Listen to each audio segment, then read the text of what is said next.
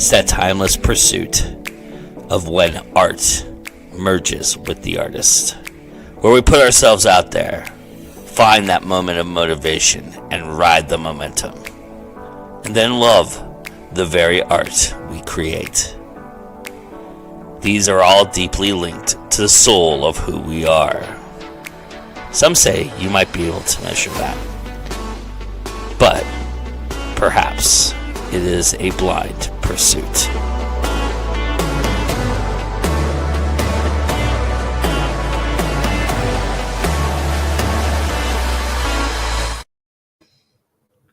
Hey everybody, welcome to 21 Grams. I'm your host, Joe Compton. It's very nice to have you all here. Thank you so much for joining us. And I finally corralled my guests tonight to be here, and I'm super excited that they are here. Ris, thank you so much for being here. I really appreciate it. Thanks for corralling me. I'm excited. Fenn's also apparently excited to be here. Nice. So I always smells like litter box. So thanks for that. Lovely. I always love to start these conversations by giving my guests the opportunity to introduce themselves and give everybody a little sense of who they are. So please tell everybody a little bit about yourself. You know, you'd think in 37 years of being alive, like probably 15 of which I was a sentient being, I would know what to say to this question by now. But like, I really should rehearse something. I'm Ris. I am an artist. And, you know, I think I would love to leave it at that. But I feel like it's my job to tell you what kind of art. But like, it's so varied. Yeah. I'm into visual arts. I sing and I sometimes play my little instruments. I'm an actor, I'm a writer, like it's too many arts. So I would love to just artist. Yeah. Full stop. Yeah. I don't think there's anything wrong with saying that. I think that's an interesting way of putting it, because I think ultimately, hello Elizabeth, nice to see you. And she says hello to Fen and Ris. Fan. But I think ultimately, at the end of the day, you know, we all like to think of ourselves as multifaceted in a lot of ways, because human beings, that's kind of how we want to, you know, we want to grow and pursue ourselves. I think a lot of ways, you know? Yeah, I think, and because I just hate the question, tell us about yourself. Like, well, either you tell me what you want to know, or you're going to get my full backstory. And I don't know that you want the full download Fair at enough. The start of this. I'm Ris and I'm weird. And that covers it. Yeah, you know, I was actually thinking about starting the conversation by talking about, you know, the interesting thing about like visual artists and you're a storyteller. You've been a storyteller most of your life. You do, you know, whether you do it via visual artist, actor, writer, storytelling is embedded in your blood in a lot of respects. And I'm curious, when you're doing like painting and drawing and things of that nature, you know, are you thinking about the story you're telling, or are you developing a story within how you're doing those mediums, or do you feel like it's more of a release aspect for you, that you just kind of let it flow out, and whatever it becomes? Man, I'm trying so hard lately to be that second half where you just no thoughts, just vomit on the page, or like just smear the paint around. Like, that's, to me, that's the pinnacle of art, and I'm only on a path to that, because even more sometimes than thinking about storytelling, I'm thinking very technically.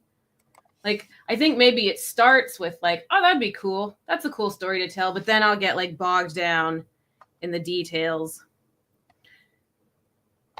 And this is what I'm trying to get better at, is like sometimes the details don't matter, and just get the painting on the page. Like, oh, you don't have the confidence to draw a shark with horse legs.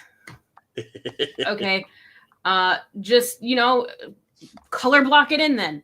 Like, it's a freaking shark with horse legs. Like, how are you getting technical with this? It doesn't exist. So I would like to be more of a storyteller, but it's something that I think I have to try really hard as a visual artist. Now, as an actor, the story is the thing. I don't even want to be seen on stage. I just and actually those little tiny roles are the most fun sometimes, because what are you actually doing? Right. Your one line is, "The queen, my lord, is dead," and then you're off the stage, and it's like you can only tell the story. Yeah. So acting I am really focused on storytelling, but then when I get into visual arts, I get two in my head a lot of times.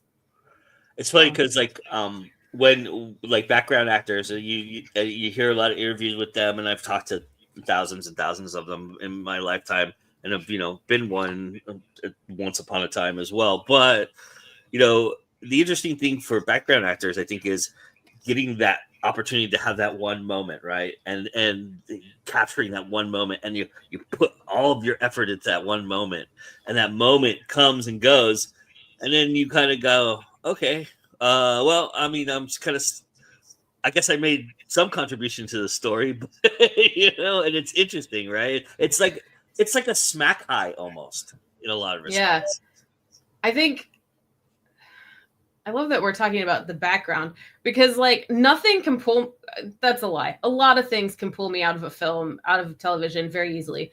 But one thing that I always pick up on is what the background is doing at the cafe, who's casually walking around in a suit and tie on the streets of New York. Like, I'm always looking at those background people, and you know what? If they do something weird, I see it, I know it. And then that's bizarre. So yeah, they're so integral, important as well. So they are absolutely adding to the story. It's man, I freaking love collaborative art. But I have a friend who was in an Oliver Stone film, and she was in the background, and she was doing something with another friend, and he caught it, and he goes, "What I want you to do in the next take is run across the middle of the screen and be in front of the camera and do exactly what you just did." So, I mean, he not only is he paying attention to what is going on in front of him when he's got Jamie Foxx and Al Pacino in a scene, and all he sees is these two girls in the background doing stupid shit, right? Because they can. It's not in the script, and they're just told to be in the background, right? And so. And he makes them go across the screen and be front and center. It's interesting because then, of course, as a background actor, you kind of go, okay, what did I do? What did I just do? Right? And why? And how did I do it again? And not only that, but now I'm thinking about it. Am I doing it right? Is it, you start to panic, right? Yeah. And that. I feel like that's what I admire about background talent, is that they can eat the cheeseburger all morning long and still look like they're enjoying it.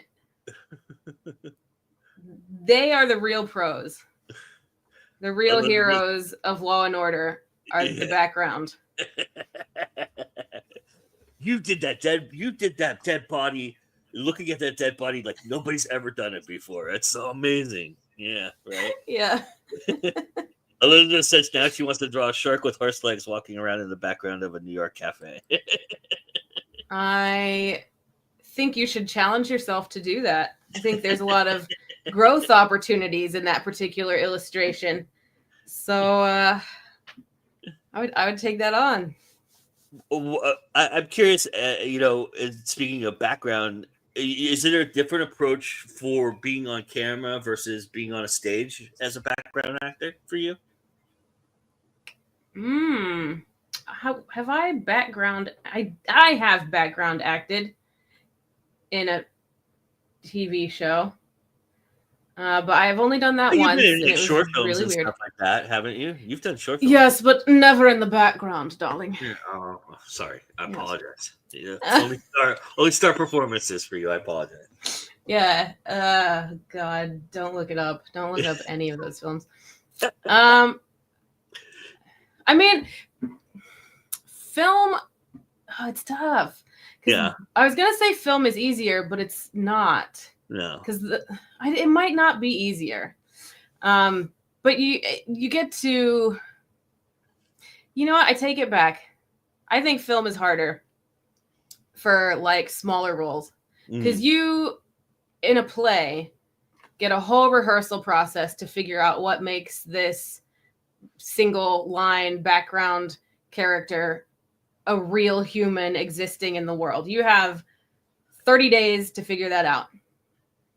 And then I've never by opening night known my character. But the good news is that now you've got 2 weeks of run. Yeah. And then usually by the end, final performance, you've cracked it. But you have all that time to figure out how to be believable, how to share the scene with your acting partners, build relationships with those other people on stage. You've got 30 plus days to do that in a theater. In film, you get the audition. You have to have it turned in 5 hours from now if you're lucky. And you've got to set up your home studio because nobody has a whole home studio, just a whole room for that. So you have to pull it out of the closet. You got to put it up. You got to get your lighting right. You got to get your coach. You got to do all this. And then you look at the script. Then you look at the lines. You get an hour with the character before you send off a video or before do we even do in-person auditions anymore? You don't have a whole lot of time. And then when they hire you, like that's the performance they're expecting. Yeah. When you get on set, there's maybe a run through, maybe and that ain't for you to figure out nothing. That's for the crew. That's for the cinematographers. That's that's not your rehearsal time. That's their rehearsal time. Yeah. So you've had an hour to figure out how to make this character interesting. But at the same time, I think there's a beauty in that. Don't overthink it. Just be you. Just be you in that position. You don't need a character. So film, I think, would be, how would I approach it, though? I don't know. I think I would just be me. I would Nick Cage it, you know? It's funny because like when I like to rehearse. I like to rehearse with my actors and do that. But whenever I call like for a massive rehearsal, right? Like we would just do like a get together, massive rehearsal. All the background actors would be there, but none of the stars would be there. So now I'm having to rehearse. Okay, so yeah, go ahead, show me how you eat the pizza. Okay, that's fine. Yeah, that'll work. Yeah. Yeah. That'll work. They're the ones that always want to be in there and want to do it, and it's like, but I think there's often there's a lot of thought, especially when you're on like a major set, that if you do it well enough, like my friend, the story I was just talking about, you get put in front and center and the director recognizes you, but that is so phenomenal. It doesn't happen very often. And, to be fair, my friend is a very good looking young lady. So it was pretty easy to spot her amongst everybody else. You know what I mean? So there's that too. And I don't put that past that being part of Oliver Stone's motivation, but you know what I mean? Yeah. So that doesn't happen very often. So are you thinking about that when you're honest? Do you think about, okay, I have 2 lines, maybe I can get 3 or 4 out of this? I feel like, I mean, obviously that's the goal, right? To Yeah. get that featured extra on your resume. Well, for the SAG pay get- too, I would imagine too. That's pretty yeah, good. yeah, you get some more pay. Yeah. It like, I think I would ruin the take though if I was thinking like, I've got the queen, my lord is dead. That's my line. That's my one line. But I think I got more. I'm going to be thinking so hard about how can I impress the director. This is going to be so cool that I'd get out there and go, the queen, my lord, is dead. And shot blown. Completely not believable anymore. Actor card revoked. So I think as much as I would like to say, no, I'm not thinking about getting more lines. I mean, obviously, I think that would be awesome. Right. But I'm gonna say what I'm supposed to say as well, and that no, I'm there to do the job. The job is say the line. And if I say the line well enough, awesome. I get more lines, great. But if I don't say the line well enough, then I've not done the job. So. Do you like the more physical performances, or are you preferable when you have like one or two lines? Do you like it where you actually have a physical presence there, where you're doing something other than just saying a line, or do you prefer to say the line, get off the stage as fast as possible? It depends on the situation. Depends on the situation. Yeah. I always like to have business when I'm acting, because one of my tendencies is to overthink and then question, so I'll be saying the line, to be or not to be, that is the question. Whether it is no, and by that point, I'm already thinking back, what did I just say? Was that believable? Meanwhile, I'm still going with the speech, but my thoughts are like 4 lines back. And so I'm just in my head the whole time, and I ruin everything. So yeah, it's so hard to kind of get out of that. And so a crutch that I have is like always to have business when I'm on stage. Like, even if it's like, oh, I'm just fiddling with my ring, I'm always trying to have my inner thoughts not about what I've just said or what I'm about to say. And having a prop, cleaning a countertop, like just having something to do is, I mean, some would say it's probably unskilled of me to not be able to just switch into actor mode, fully focused, never in my head. But having props is my crutch. So I love having something to do. But at the same time, there are times when like running on stage going, your wife's dead, and running off stage is kind of fun. So. Yeah. I can see that. Yeah. What do you think acting's done for you as a writer? Do you feel like you're a better writer because you've experienced being an actor and doing it? I think it has been good for my writing. Yeah. I think I only became an actor because like I wanted to write and direct, and I thought, well, there's more opportunities to act than there are to direct. There's more actors in a film than directors. So I was like, I'll just go do that, I guess. I completely forgot the question. That was, is your writing better because you're writing? Yes. Is the writing better? Yes, I think so, because I'd always wanted to be a writer. And I know that my writing before I got into acting was, it was completed. So acting did kind of take that away from me. Never have time to finish anything. But I'm one-dimensional, I guess, was almost how I was writing. And then I learned how to kind of build a character and also to let them surprise you, I guess. Before I got into acting, which is like a collaborative art where you can have this idea for your character for how you're going to deliver this line. And then if your scene partner doesn't give you the reason to be angry on that line like you'd planned, then you have to kind of roll with it and go. And I think that applying that to my writing has been helpful because, I'd go in with, this is the story I want to tell, and I'd try to force that narrative.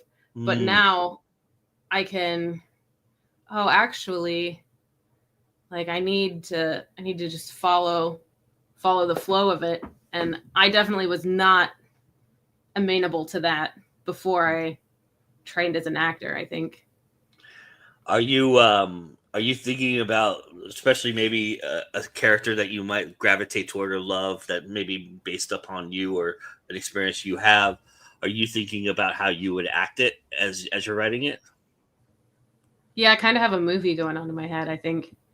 And so whenever I'm writing narrative, I'm always kind of translating it from a screenplay. And to the point of, I'm almost skipping the concept, skipping the storyboarding, skipping the casting, and I'm going straight into directing as I'm writing the thing. It's like, it's so meta. So yeah, you're thinking about the Oscar speech before the nomination, right? Yeah, basically. So I'm watching the characters do their scene on the stage, and I'm kind of the director going like, oh, could we tweak this and change that and amp this up a bit? And then I'm typing it out as narrative. That's why it takes so long for me to finish anything. Yeah, all translated. Yeah, spec scripts are very difficult for me because of that same aspect, because I'm directing the whole thing the whole time and thinking about what shot is going to take place here when I do it, and realizing that maybe I won't get to direct this film, so maybe I should just write it and shut the hell up and let somebody else figure that out, right? So yeah, yep. Isn't that fun though when you write for other people? And it's right. Exactly. But I find it really interesting to see how, well, that is not what I expected. I used to once upon a time write monologues for actors to do audition pieces for, because I was asked a couple times to do that, like write something for an actor and so that they could have something original to take into an audition, so they're not doing the same soliloquy that everybody else is doing. And then they would give me context of what they're trying to do, and I would write something for them, and then I'd watch them perform it, and I'd want to direct them so badly about it. And I'm like, you know what? No, it's yours. You own it. I'm just gonna let you do that, and I'm just gonna write it, and you figure out what this is supposed to say, and how you're supposed to say, But oh man, it sucks when you can't turn off the director. Yeah. Like, can you enjoy movies now? Yeah, I can. I have learned to do that, thanks to the people that are around me who would not go to movies without me turning it off a little bit. I've driven a lot of people away from going to movies with people. People will go one time with me; they'll never go again. There's a lot of people to do that. But I'm sure you had the similar experience. But but because of the people in my life weren't involved in the industry, who have kind of set me straight a little bit, I've learned to enjoy it a little bit more. Yeah. Plus, I love movies. I mean, when they're done right, they're spectacular, right? So when they're done right, which is where I get hung up. And they're done fine. They're done fine. I'm just always here like, man, Midsummer would have been better if they just. No, I never. I would never. But I do sometimes look at stuff and just go, why did they pick that shot? Yeah. Why did they that take where the actor mispronounced something? Mm-hmm. Why'd they pick that one? Yeah. I always wonder. And I feel like it's budget and time is always the answer. Yeah, I think there's something to that, but I also believe that I don't know. I think I will always like I'm the first person to notice a really great shot in a movie, right? I'll notice. Yeah. I'll go, how did you do that? I mean, I want to know. I want to call that director up right away and go, or that and go, or give me your cinematographer's email, and I want to email him and wonder how the hell you guys figured that out, because that is an amazing shot, you know. Yeah. And so that's always fun. Yeah. Yeah. Are you? Is the acting kind of is that an awe-inspiring thing for you, or is it more of a nerve-wracking thing for you? Both. Yeah. Yeah. The auditions are nerve-wracking. Well, which doesn't make sense to me, because when I book something, I'm just, you know, like this is the job. Yeah. I'm out on the stage. I'm on, like, this is great. But for some reason, auditions really have you ever gone into one feeling like you got it and you didn't get it? Yeah. Yeah. Yeah. There have been. I usually don't get it, so I'm like, has there ever been a time where I thought I crushed it? Yeah. Oh, yeah, there was one. Has there been one that you crushed and you got that you've thought about a lot? No, because the ones that I think if you think you crushed it, you were thinking too much. You weren't focused on. That makes a lot of sense. I feel like my best performances are the ones where the director says, awesome, perfect, do it again. And I go, what did I do? Like, what did I just do? I don't know. I don't remember being there. What? Or, like, honestly, the ones that I've booked have been the ones where I was very mediocre, but I think I was more unapologetic, because I was like, it's gonna be good enough, and this is what you get, because I'm tired or whatever. But you know, they've all just been like,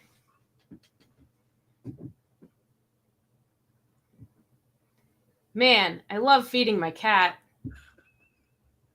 Thanks, I'm Ris Harp. I'm represented, but like, you know, it's yeah.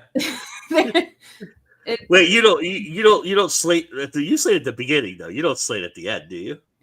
I slate separately. Yeah, but it's like, did I try just then? No. Did it come out in some natural kind of way? Yeah. And it's always the ones that I'm like, yeah, I crushed it. Those are the ones that I probably tried too hard. Yeah. And they watched it back and was like, oof, this person's going to make me look like an amateur. Yeah. Or I'm going to have a lot of work to do with this person, right? That's how I look at when I'm casting. Is like, if I see somebody really trying really super hard, that I love the enthusiasm, don't get me wrong, and I appreciate their effort, but it always goes, that person's going to be a pain in the ass on set. I can just see it. Yeah. I hope I don't give pain in the ass vibes, but I am fairly new to those professional. Actors before. You've seen those. Oh. Yeah. Yeah. Yeah. I'm just still figuring out how to audition for film. Yeah. I'm still kind of new to the whole professional acting thing. I've only had an agent for like 3 years. So, and you know. Yeah, that's young. That's 5, I guess this is my 5th year, but you know, it's all been during pandemic and writers strike and actors strike. So is it tougher? I still am new. Yeah. Is it tougher to do it Zoom wise, or do you feel like that's an easier thing to do? See, that's tough, because I think you have more opportunity to overthink it when it's a self-tape, right? Yeah. Versus if you went to an in-person audition, yeah, I guarantee you have all that, all that pressure on, like, actors think about how to enter the room. Yeah. Like, that's when people do like audition workshops, that's 70% of what we talk about is how to enter the freaking room. Yeah. Just like, so that there's all that pressure on every single minute detail for 3 minutes, and that's all. Like, if you flubbed your lines, you flubbed them. You don't get a take 2. But at the same time, I think there's something relaxing about that. You don't get a take 2. So you don't sit there and go, I crushed it. Yeah. I overthink it. Like. Yeah, I was gonna say, like, with putting a tape together, I guarantee you've never sent your first take in there ever. I have. Oh, really? I have. Because, I mean, sometimes it's the one. Yeah. That, like, if you're just feeling it out. You've never not done a second take, I would guarantee that. Oh, yeah. No. I usually do 3.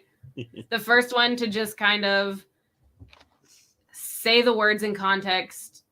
I'm not trying to do anything. This is why the first take is more than once. Don't know that often, but I've definitely done it more than once. Because I'm just thinking about nothing. Just say the words. Just get the words out there. That's first take. Second take is, okay, I found that thing on that first one. Where I say love. Like, that needs to be love. So then second take is like exploring usually something in the script that I've found that's like fun to play with. And then the third take is usually either pristine or the worst of the bunch. Because now I'm trying to I'm doing playtime. Like, these are all things you do in rehearsal. Yeah. And I'm doing this as a take. So I think I've just learned I should probably rehearse more. Yeah, cool. That's my takeaway. Well, I'm glad you could learn something being on my show. I appreciate that. Do you like watching yourself back, or is that a real painful experience for you? I wouldn't say painful. I hate my voice. I always like watching back the auditions where I'm signing. Those are good. I don't care, though. Yeah. I'm not one of those actors that's like, I hate watching myself. Or, yeah, look, it's me. I'm neither of those. I'm kind of like, I'll do it if I have to. And I do enjoy seeing what has been done with the film or with the final product more than I'm excited to be like, I'm on screen. I think we talked about this at Multiverse. I was mentioning, I'm sure we talked about this because you would be the one person I would be real excited to talk to this about, and I'm sure I sought you out to talk about it. But when I was at, I go to a metal festival every year, and this past year at the Aftershock Festival, they had a signer on the side of the stage signing the lyrical content of the music that was going on. And I was like so envious of that person. I mean, I have to imagine that's one of the hardest jobs ever. So I went and asked the information booth about how they do that. They get like the lyric. If the band agrees for them to be on stage with them, which the band is responsible for that. I found that out. So the bands choose that person to do that. They give them all the lyrical content ahead of time, which makes a lot of sense. And I would imagine that's probably very helpful, because I can't imagine when somebody like a Slipknot is on stage and you're,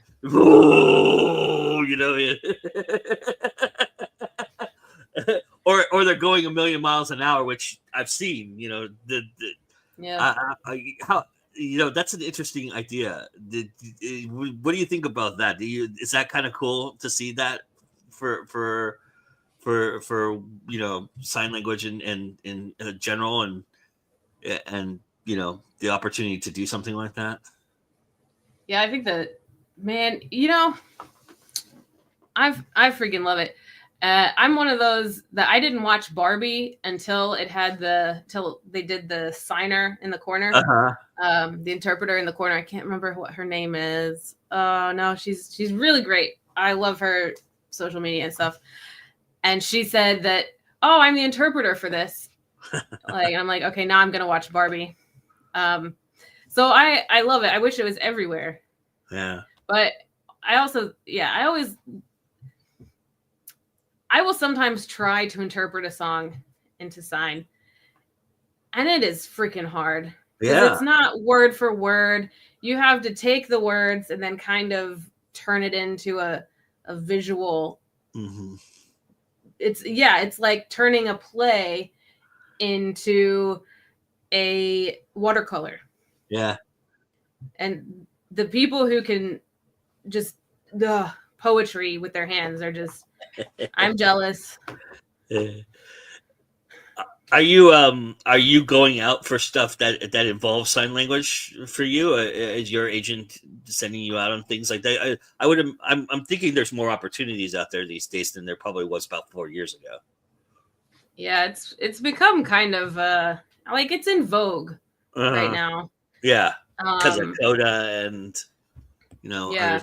other things that have been happening. Yep, we had Coda. Only Murders in the Building had like an all sign language episode. Mm-hmm. There's been another one recently. There's been a couple in the UK. Mm-hmm. And then of course we had Echo, which I Mm-hmm. auditioned for that. That was cool. Mm-hmm. Didn't get it, obviously. So it's nice to see that we're getting more roles like that. Mm-hmm.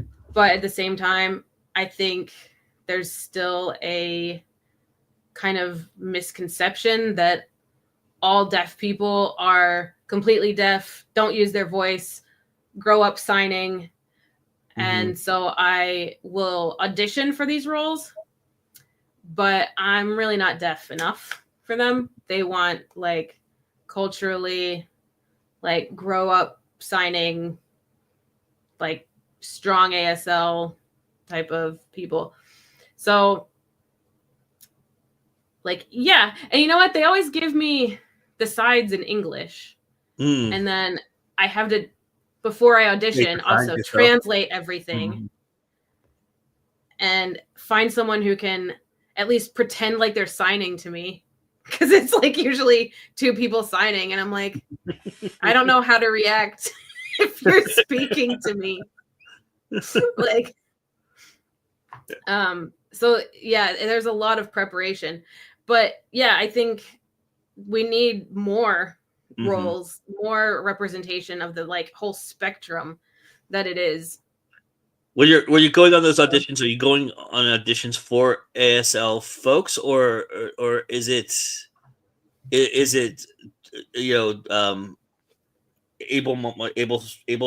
able hearing? I'm sorry, I don't know the true terminology. I apologize. You just say hearing people. Yeah, I mean, yeah. Hearing.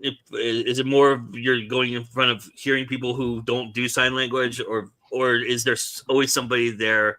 Like, have you done an audition for someone who is partially deaf or deaf and has sign language involved?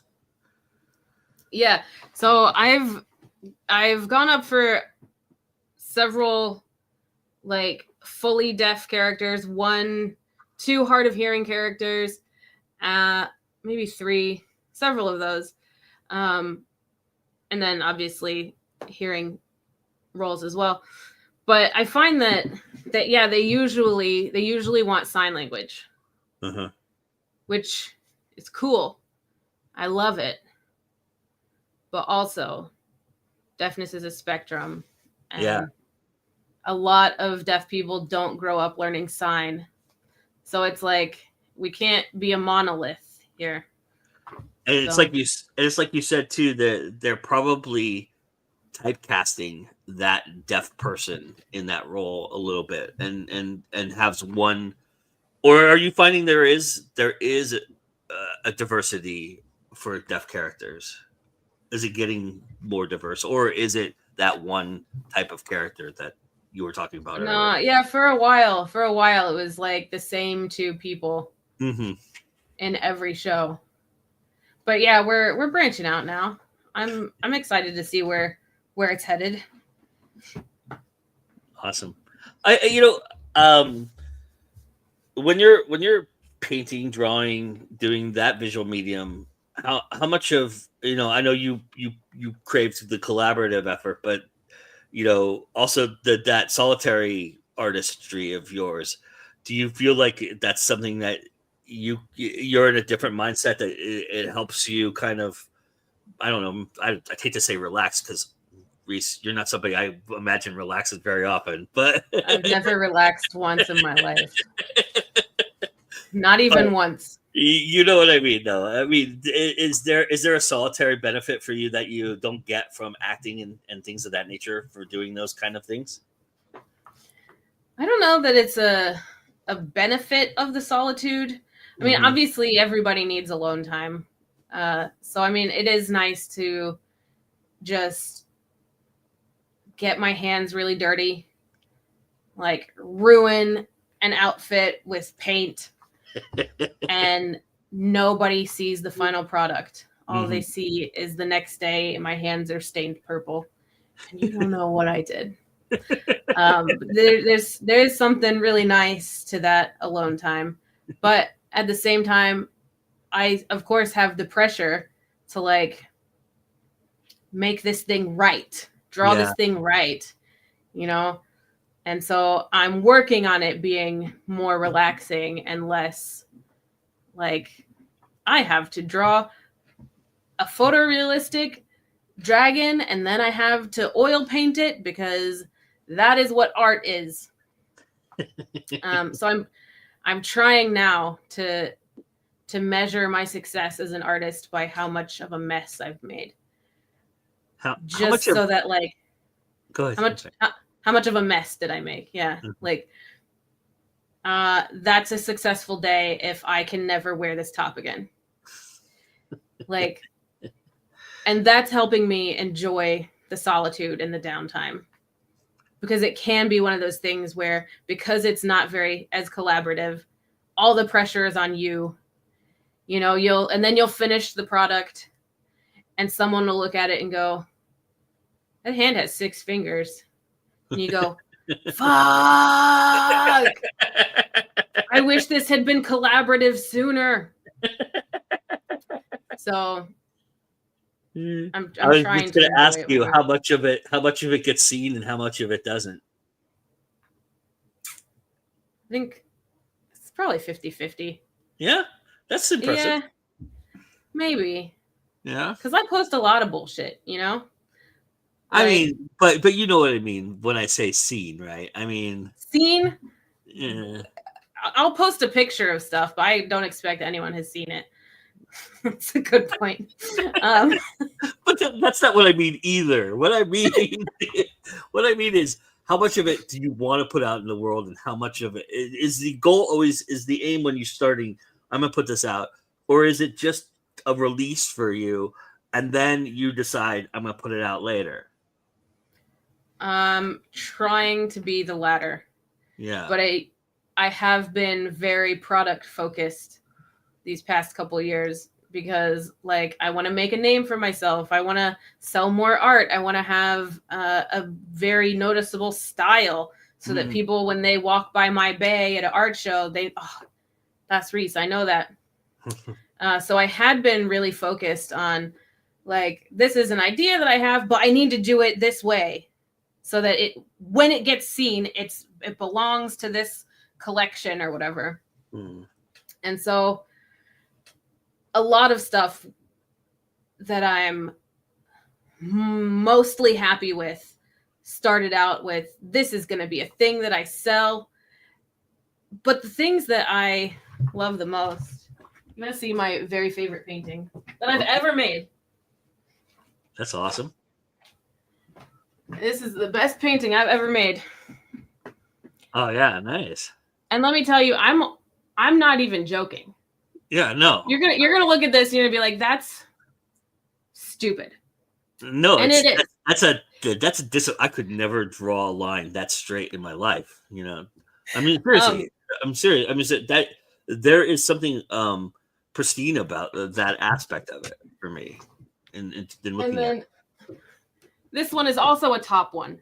it. Ah, And it's like, what? These were zero effort, minimal effort.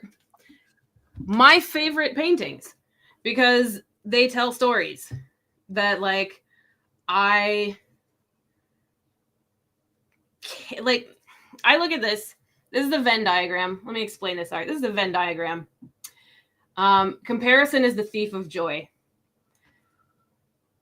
The opposite of comparison is to contrast, right? So when you're comparing yourself to other people and finding yourself less than them, look at the other way as well. Compare yourself to them. What do you have in common with this person that you're envious of? Okay, cool. Now you've got your Venn diagram. So that's a whole pep talk to myself in one stupid canvas panel. And that's the best thing I've ever done. Did I have? I didn't plan it. It's just it's a Sharpie. yeah, I had a Sharpie and a blank canvas, and best painting I've ever done. Versus all of these here. I look at them and I go, yeah, I painted that. This is the one I would grab in an earthquake. Yeah. So it's weird. It's weird. The ones where you try to have a product, I feel like, don't have my soul in them. The ones where I'm fucking sad are the ones that, like, lift me up to look at them. So I mean, I find that's comforting in a lot of ways as an artist. I can relate tremendously to that aspect of it, because we're so in our heads a lot, right? And when you can just release that into something that makes sense to you and only you, in a lot of respects. I mean, it makes sense to, like, I look at that, I look at something different than what you're interpreting, which is also a hallmark of something being really good. But when you're the one creating it and you put it out there and then people gravitate toward it because you've decided that this is just, I'm just spitting something out, and it came out better than I could have ever thought about. Because I guarantee if you put 2 hours of thought into that, you would have probably had all kinds of flowers and kinds of weird shit in there that, didn't belong.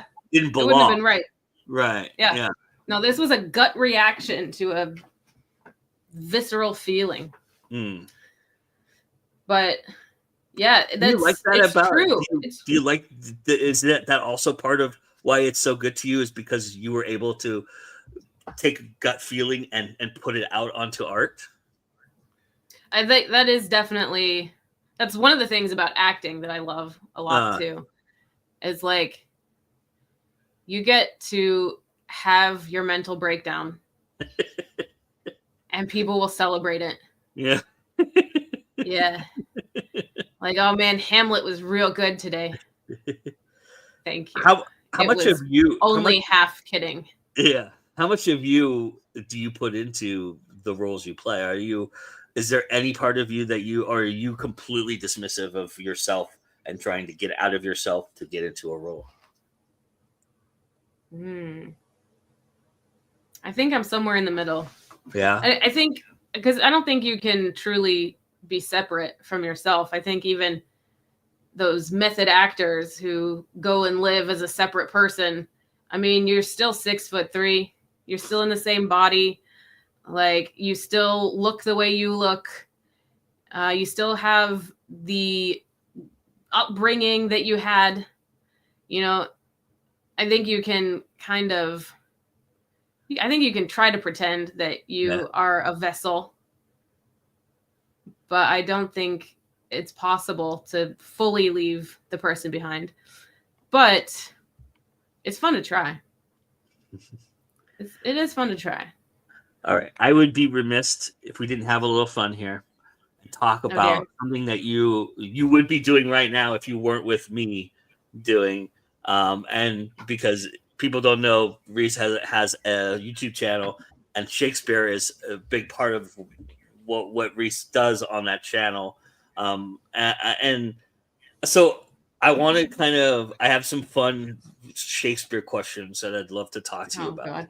Oh God, you're gonna out me as a know nothing, but go on. No, I'm not going into specifics. I would love here's an example. Here's the first question I will ask you. I would love for you to tell me what you feel like, because Shakespeare worldwide and generational has been touted as responsible for so many devices in art history, right? What do you think is Shakespeare's greatest contribution to storytelling? Oh, yeah, you're definitely outing me as a dum dum. I think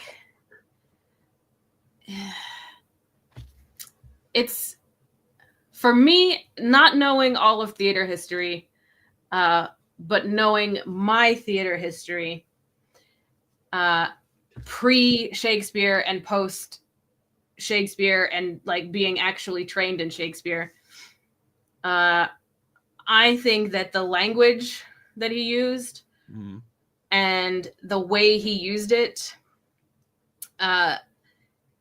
influenced me in my art.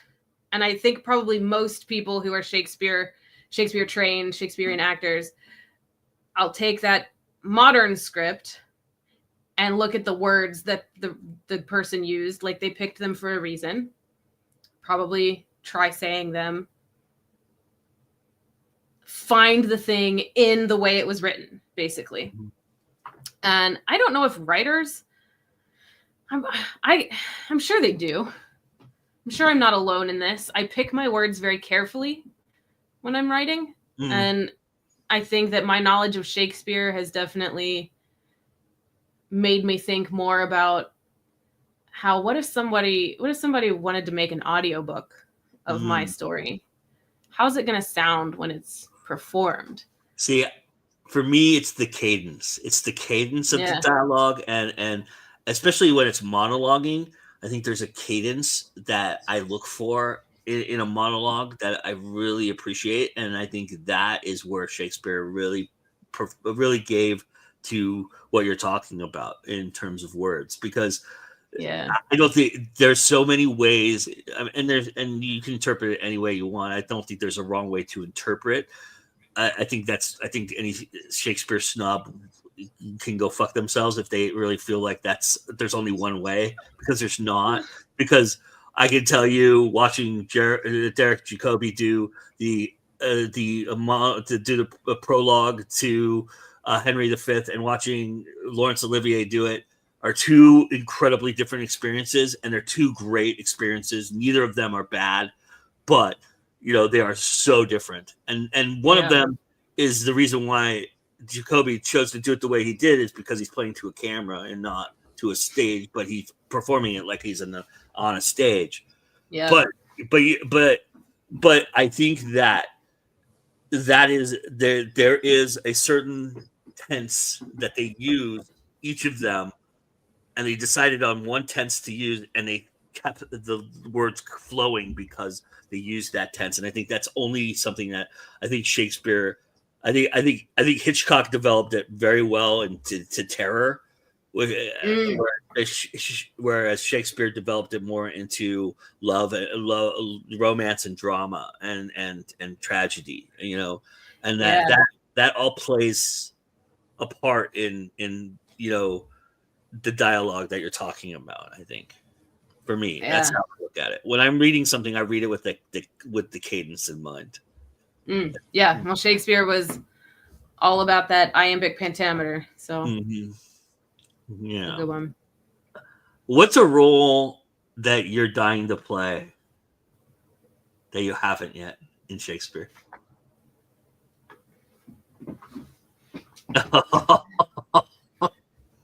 Is this my chance? Please, yeah, go for it. Is this my chance now to? You're auditioning for the world right here. I desperately want to play our motto in Love's Labor's Lost. Oh. And you thought I was going to say Hamlet or Richard No. II. No, actually, I did not.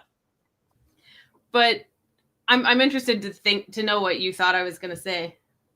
Who did you think? I was probably leaning to like a Mercutio or something like that. You know, I've played Mercutio, so I can't use that one. That I would love to have another go at Mercutio though. But at the same time, I almost feel like I've done him justice by winging it, you know. Uh-huh.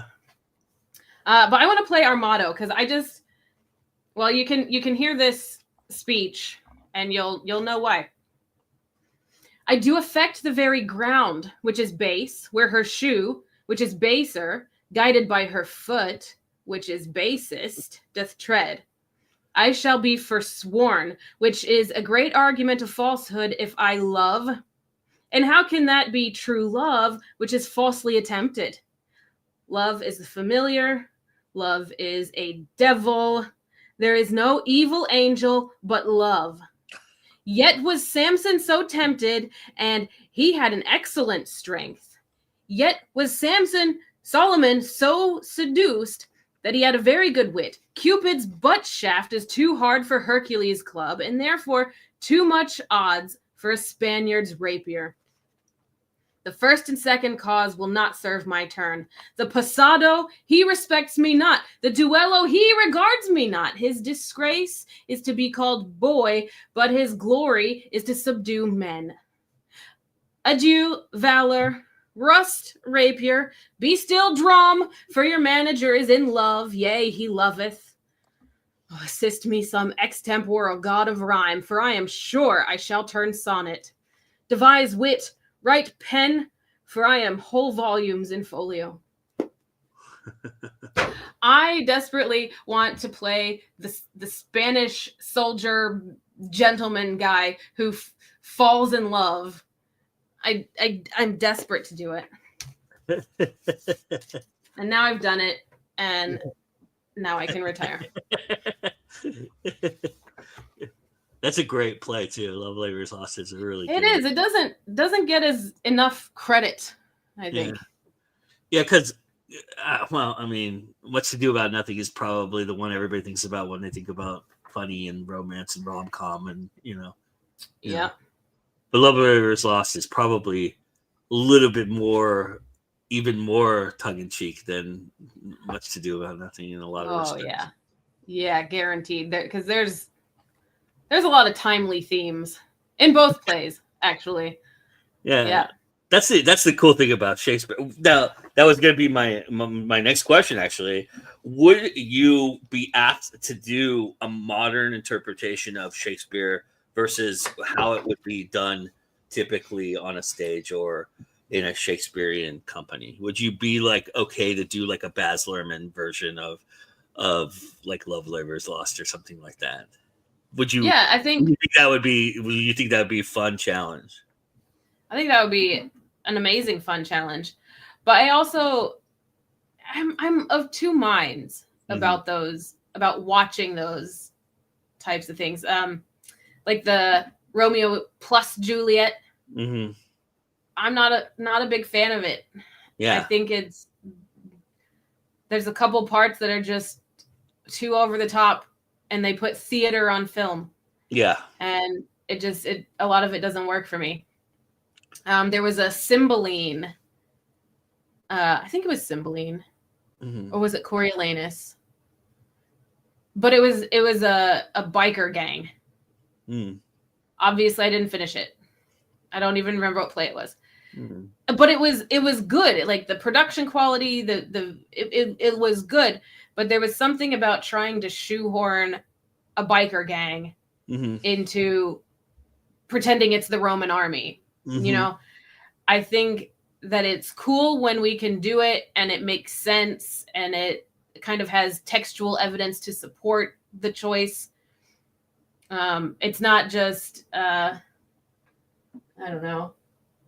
What do you think about? What do you think it's about? It's not just Othello as mermaids. You know, it's like sometimes trying to be subversive to be subversive, right?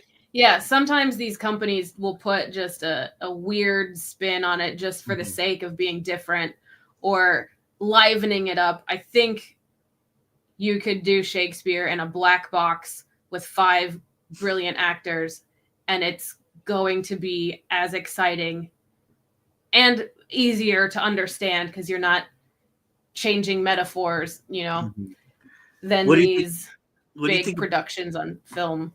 What do you think about interpretations of Shakespearean experiences that aren't Shakespearean in dialect, like a 10 Things I Hate About You, where it's the taming of the shrew kind of idea? Do you like those aspects? I do. Yeah, I really do. I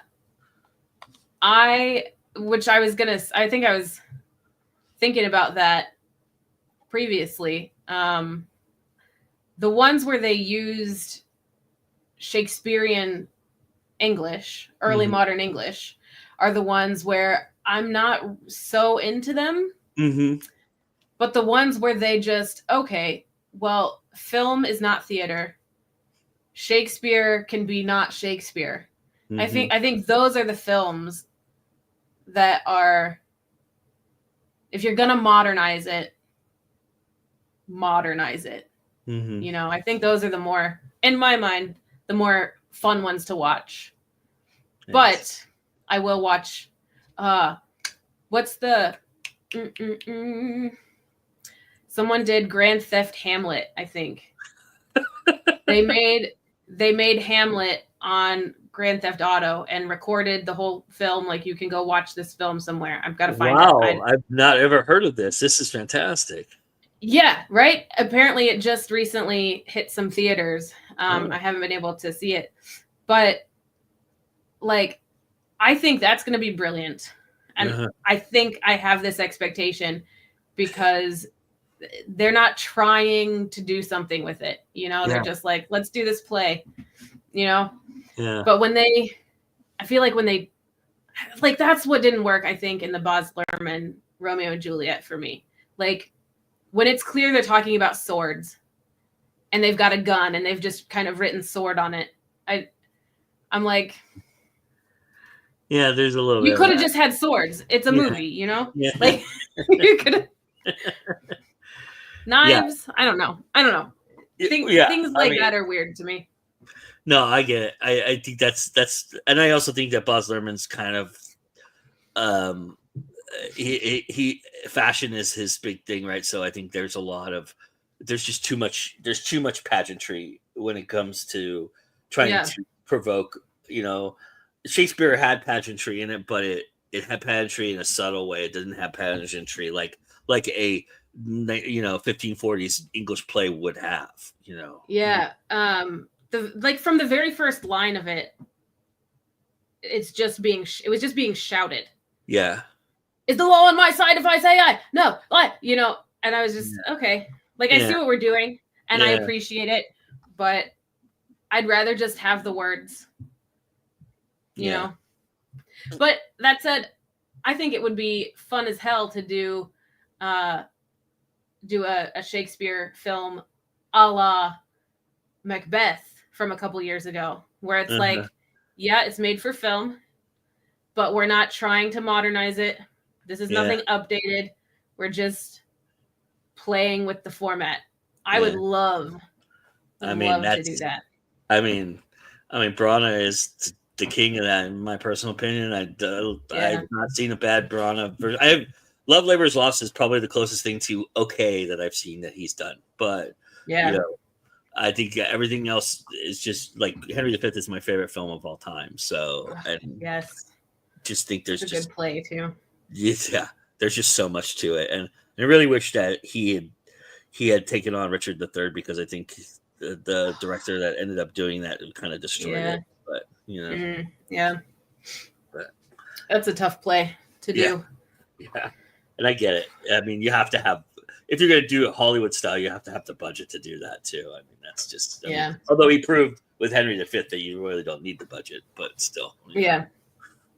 There's a lot more. There's a lot more there's a lot less visual aspects to Henry V than there is with Richard III, though, too. So, you know. Yeah. And Ris, this has been fantastic, my friend. Thank you so much for taking Thanks. time to be here and join me and do and just wax poetic. I really appreciate it. Thank you so much. Thanks for having me. I had fun. Tell everybody, tell everybody where the YouTube channel is and what you're doing over there, and where people can find you if they wanted to come take a look at what you're doing, your art, and everything like that. Yeah. First off, risharp.com, risharp.com. That's where you can find my art videos. You can buy art if that's what you're into. What else can you do on there? Join a mailing list that I've never used. I'm definitely on risharp.com. I'm slowly moving away from being on all of the social media websites, but you can find me on Instagram at ris.harp. I'm on Twitch and YouTube at ris_harp. I do a live stream every Monday at 7 p.m. Eastern where I just dedicate a couple hours to drawing. And I would love for you to sometime join me and just hang out, have a little draw session. My friend, thank you. Thank you. This has been great. All right, everybody, that's our show. Stick around in a little bit. We did double feature night, so we have a brand new premiere of our show Words That Kill coming up in about 20 minutes, and you can catch that on our channel. And remember, that's always time to go indie now, and we'll see you again soon. Bye, everybody. Thanks.